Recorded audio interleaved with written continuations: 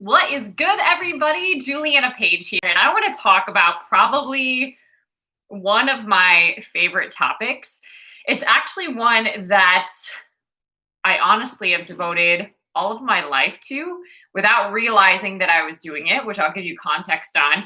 But it's also one that I really wrestled with, but I believe now that that actually is part of the process. You've got to, in a sense, wrestle to discover who you are. Okay. So we're talking about purpose today, and I'm going to give you 4 things to consider. But first, I'm going to highlight what purpose is. And I can give you a definition just for context from the word, but I want you to hear another way to hear it as well. So, what the Googs will say, the Google Dictionary, purpose is the reason for which something is done or created or for which something exists. Okay? The reason for which something is done or created, okay, or for which something exists. So your purpose is the very reason for which you were created. Okay, so for the sake of what we're going to talk about, that's what I want you to consider. Your purpose is the very reason that God formed you and knew you before you were even born, right? In Jeremiah, before you were born, I knew you, right? I shaped you in your mother's womb. I formed you, right? So think about that. Then I also want you to hear a common word that we hear as well, which is occupation. Okay. So occupation means a job or profession, right? Like just so like nothing there. Such a neutral word. Unless you really don't like your job or your profession. The action, state, or period of occupying or being occupied. Okay. So a job or profession, or the action, state, or period of occupying or being occupied. Okay. So 2 things. Your purpose is the very reason for which you exist. It's why God created you, which is a beautiful thing because that means you're not random and you're on purpose, right? I remember that I wrestled so much. It's funny in hindsight, but I didn't find it funny at all for many years. But I got to a point where I just received this revelation that because I really couldn't figure out. I had read Purpose Driven Life. I had done all the workbooks. I had sought so many different things to really discover who I am, but mainly was just in self-help land, looking for one thing to the next thing to the next thing, and nothing felt like it was landing. And I just got to this place where it was this. This was the revelation I got. You're alive, which means you're on purpose. Now, your purpose is to live like it. Okay? So the very fact that you're alive and breathing is evidence that you're on purpose. You have an assignment. There is a reason for which you still exist, okay? Because you don't tell yourself to breathe, right? It is God that put his breath in your lungs, right? So there's a reason why you exist at this time, okay? Purpose. So you're alive, which means you're on purpose. Your purpose is to live like it. Meaning you get the opportunity, if you choose, to occupy your purpose, okay? Every day in some kind of way, all right? So you're alive, which means you're on purpose. Your purpose is to live like it, to occupy your purpose, okay? So think about occupy. If you've ever been in a conversation with somebody and they're just like on their cell phone, you know, you're at dinner and they're just here, it's one of the most frustrating things, or they even take a call in front of you, like, right? But they're preoccupied. They're occupied with something. They're occupied with what's ever happening on their phone, right? Or we could be occupied by Netflix, or we could be occupied by drama, or we could be occupied by a soul tie, or we could be occupied by fear and anxiety, or we could be occupied with busyness, right? We can be occupied with so many things, actually. But what you're designed for, what you're here for, the very reason that you exist is what you're wired to be occupied for, okay? That's what you, in other words, that's what you want to spend your time being occupied by. If you're going to be occupied by anything, you want it to be purpose. If you're going to be focused on anything, you want it to be purpose. If you're going to be busy about anything, it's going to be your purpose. Okay? And why that's so valuable is there's a unique purpose just for you. God formed you and you're like no one else. You have experiences, you have knowledge, you have exposure, you have gifts, you have talents, you have abilities that nobody else has, right? And nobody's like you. Nobody has your DNA. So another way to look at purpose is your DNA, okay? So that's just foundation. Now I'm going to give you 4 things to really consider when it comes to purpose. And you could call it a purpose path, so to speak. It's not a one size fits all, but these are things, particularly in my journey as well. And as I've worked and coached several folks, I have found this to be true for them as well. So first thing is whatever you are most passionate about is giving you evidence of your purpose. Okay. So think of the things that you're great at. You're just inspired by, that you would research, that you would read, that you would buy information and tools about, whether it's a podcast, whether it's a book, whatever it is, that you would go to seminars about, that you would make sure to get connected to in some kind of way. What are you passionate about? I also find that this is really interesting to get to if you think about what makes you angry, like what makes you, what gives you so much like, oh, right? Like somebody's got to do something about it. Like what stirs that up in you? So you get it 2 ways, right? Whatever you're really passionate about or whatever makes you really angry will give you that little sort of blinking light in a sense of what your purpose is. Okay. So I'll give you an example. I really didn't, I guess I had seeds planted at a very young age. My seeds came in a lot of pain and trauma and chaos from childhood. Okay. But I knew at the time, I was calling it intuition, but I knew at the time that I had a gift, which I really now know is a prophetic gift. I could really hear God, but I didn't know it was God at the time. And I really felt a lot of guidance that was not my own guidance, that was not from family or anyone around me. I knew inherently that that was God.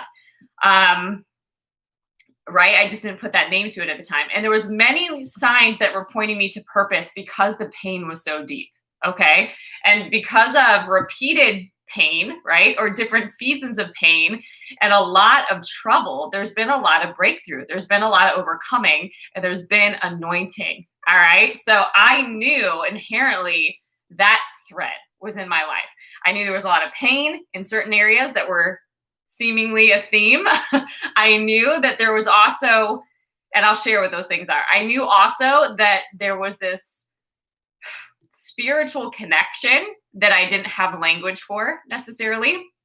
And then I also knew that there were things that I was told often or that were reinforced. So, examples, I was told to write, I was told to journal, I was told to, really make sure that I'm capturing my life stories. And I found that really interesting. I'm like, well, doesn't everybody have stories like this? Like, why is that unique?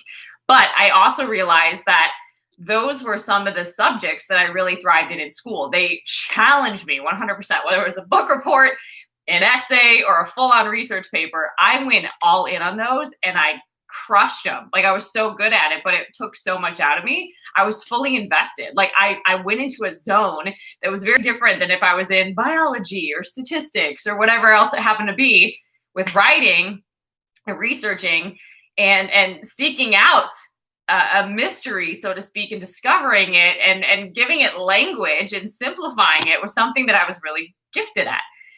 So that was interesting. I was also told that I need to speak more. Literally, I had somebody point a finger at my face and say, you need to talk more, in a really aggressive way, strangely enough. But that gave me feedback that I don't actually speak up and people want to hear my voice. Like I had learned to repress it. I'd learned to silence it. I had learned that it wasn't valuable. but I kept getting reinforcement that it was, and that it was needed and necessary. Another instance was when I was doing an experiential education program, and basically what I was given the opportunity to do was, it was almost like MTV Real World in a sense, where you have to go. This was in Philadelphia. So you go to Philadelphia, you find a place to live, you get some roommates because you probably can't pay for that for yourself. You find a job and you take classes and you do a bunch of presentations and just work it. So it's basically giving you a real world experience before you're launched into the real world. Traumatic. Oh my God, it was so challenging. But I found in that time that I was told this feedback: you don't speak a lot, but when you do, you silence a room. Meaning your voice has huge impact and there's so much depth to what you say, right? It's sort of like when the truth hits, it silences a room, it makes you think. So I got that feedback, and I also got a lot of feedback anytime that I've been speaking before. So that has been really interesting as well.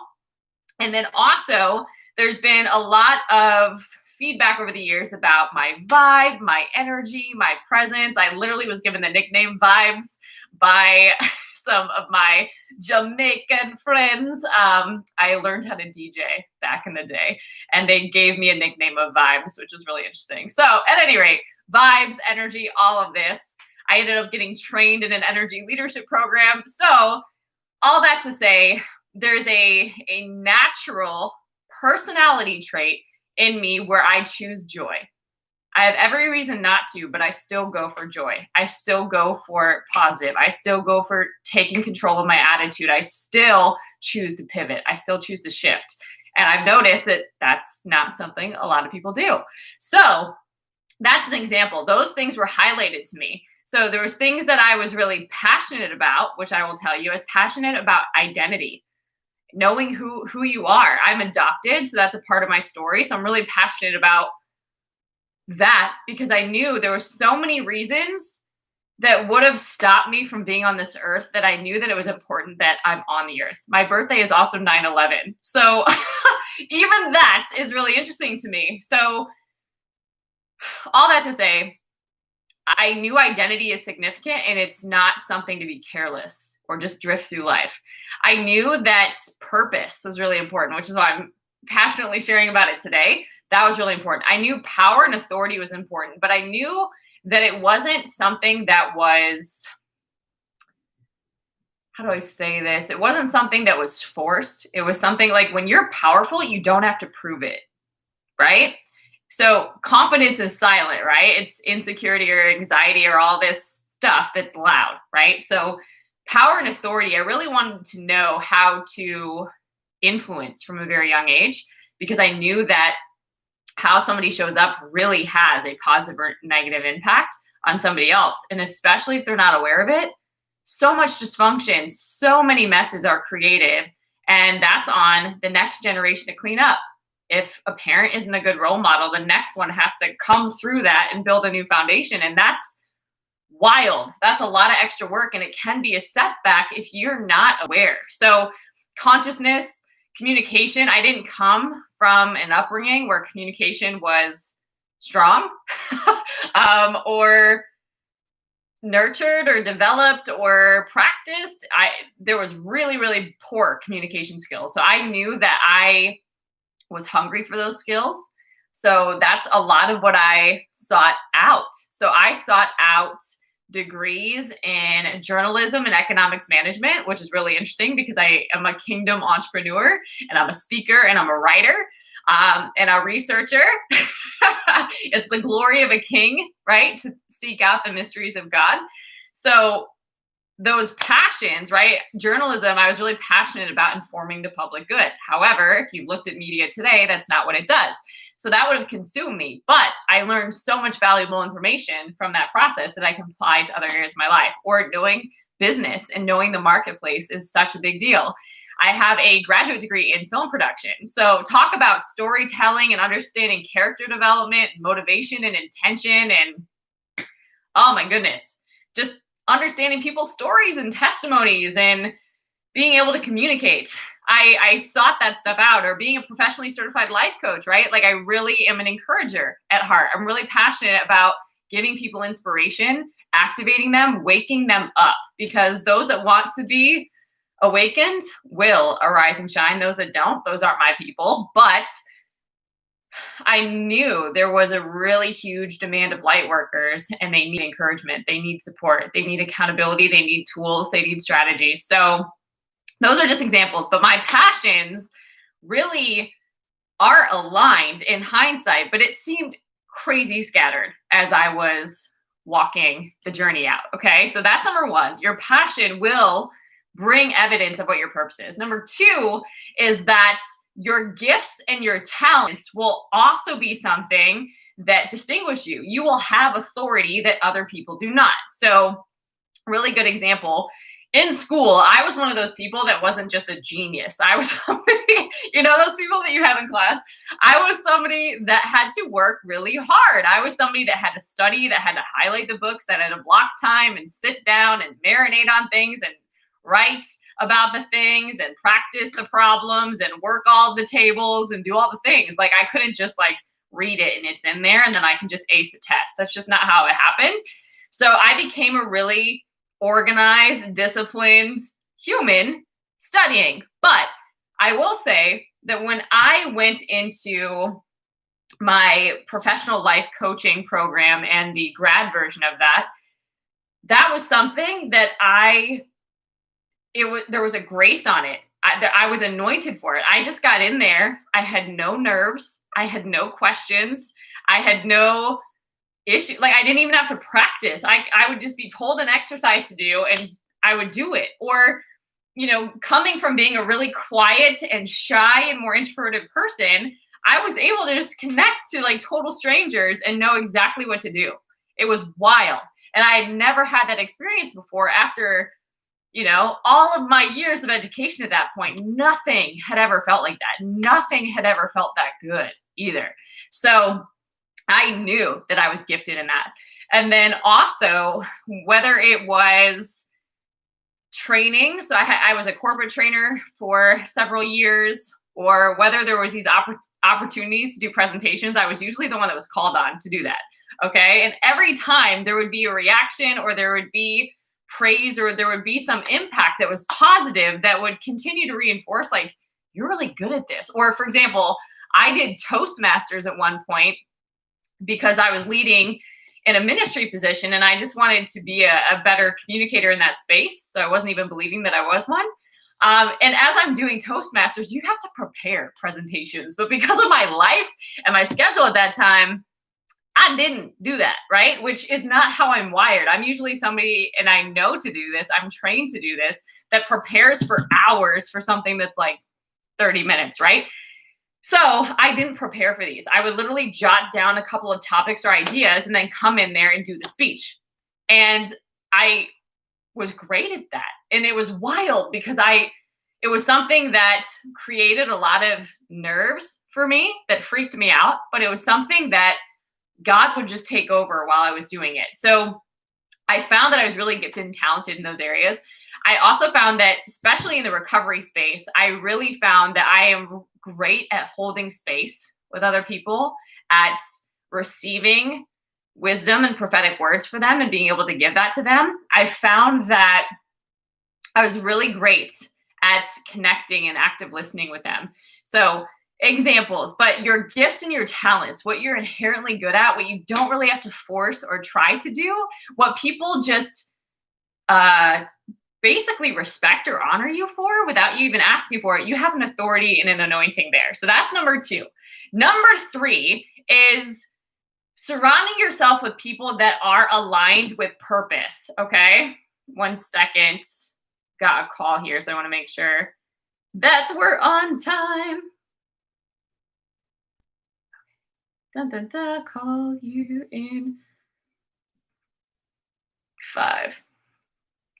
Perfect. Okay, so the next one is you want to surround yourself with people that are already walking out their purpose. All right, so if I'm finding a mentor, if I'm finding a coach, if I'm finding some sort of leader, I'm going to put myself in position to learn more about that, to be under their covering, to really just embrace that knowledge and that exposure. So, for example, your purpose will help you decide who to be in a relationship, what church to be a part of. Sometimes it switches. I've seen that happen with seasons, you know. For example, I was in a ministry that was all about recovery. However, there was no prophetic ministry. There was no helping people develop a relationship with God for themselves. There was no helping people hear God, helping people understand what their gifts and talents are. There was none of that. I'm like, oh no, like I need a church that like understands this. But that came as I was more aware of my purpose. So your church home may change. It will change who you seek counsel from. It'll change who you really can't have access to, what's not healthy for you. It will really shift who you're connected to. So that's really important to pay attention to. It will also reveal who you can actually share ideas with and who can be praying for you and just really supporting you. Divine connections, okay? Very different than just any kind of connection. So that's big. And then lastly, you've got to know God for yourself, and you've got to have a relationship with God, because it's God that reveals these things to you. It's God that confirms these things to you. It's God that gives you the strength to walk things out so that you don't burn out, because there's good things and there's God things, right? And you want the God things. You don't want to be spending all your time, energy, emotion, all of your beautiful energy on things that you're not even purposed to do, right? And ultimately, you are a problem solver, right? Like before you were born, there was a problem that God designed you, anointed you, formed you to come on the earth and fix. And as you occupy your purpose, a problem will be eliminated from the world because you exist. That's wild. So you've got to have a relationship with God, because it's not always going to look like you think. It's not always going to feel good. There's a time and a season for everything. Ecclesiastes 3 talks about that. So, for example, you could even be in a right place, but be there at the wrong time. You could be in the right relationship, but it's the wrong time. And you really need to be connected with God for that, because there's only so much that other humans know and can pray for you for. But there's so much that when you're in relationship with God, He can reveal, He can confirm, He can encourage, He can inspire, He can reinforce. So it's really important to be in relationship with God. So when it comes to purpose, it is a treasure hunt. And it's something that there is this path that you can see. But what I will say is, as you live your life on purpose, it's not boring. You will never be bored a day in your life, because you are connected to the creator of all things, right? You will never be bored a day in your life. You'll wake up on purpose and you'll be busy about His business. And so that's what I would say is get in connection with God, seek the kingdom first, and He will start revealing all of these things to you. He'll start walking you through maybe pieces of your life that didn't make sense. He'll start revealing different things. He'll guide and establish your steps, where you need to be, when you need to be there, who you need to be connected to, what you need to say, when you need to be silent. Like He will literally give you wisdom and discernment, which is so, so powerful to have. And it's a supernatural way to show up in the world, right? But when you realize that you're not random, that you're on purpose, that you were literally formed to be a problem solver, and that your role is to be occupied on that, it shifts entirely how you show up, how you spend your time, what you're spending your time in, who you're spending your time with, all the things. So my encouragement is to explore that. And I hope this gave you some context about the path for you. But if you want more information, I share a lot about it. There's a series of books. This is one of them. God's Vibes Matter is like the main heading. This happens to be the devotional, but there's one about reclaiming your spiritual authority, because I definitely did not come from a legacy of faith, and I had no clue what that looked like, or basically how, because your gifts and your talents are irrevocable, meaning you could still be operating in the world with them, but when you put them back in the hands of God, just watch what it'll do, is what I'll say. For example, I never wrote those books until I was in relationship with God, yet I was told my whole life to write. So example of how God can accelerate you when you're in alignment. So you can check out God's Vibes Matter, Reclaiming Your Spiritual Authority. There's also a Co-Laboring with God book over there. And There is a self-mastery course if that's something that you really want to go through. It really helps mine your soul for these bigger questions, and you can work through that with God and pray your way through. And I'm also an element of that. So I will be support with you as you go through that. And there's coaching packages as well if you just need to work with somebody who understands this work and can give you tools and strategies and accountability to really focus on that in this season. I can't think of a better time to be reevaluating your purpose given how the world is set up right now. So you can find all that over at julianapage.com. And if you just want to get connected, you can also connect with me over on Instagram at Miss Juliana Page. All right, guys, if you haven't subscribed yet, make sure you do that. And if this blessed yourself, make sure that you copy the link and share with a friend. All right, guys, until next time, stay blessed.